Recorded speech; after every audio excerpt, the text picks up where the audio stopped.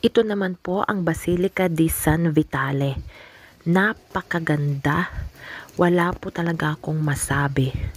Yung napawaw na lang talaga ako. Wow! Yung bang kapag pumasok ka doon ay parang ayaw mo munang lumabas kagad. Kasi gusto mo munang ma-appreciate lahat ng mosaic na nandoon. Tapos yung gusto mo munang maupo at magdasal. As usual, kasama rin po ito sa UNESCO World Heritage Site. Wow!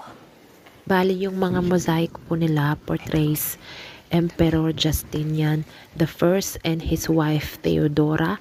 Tapos yung pong scene ng New Testament na kasama din po yung Easter at saka po yung figure ni San Vitale.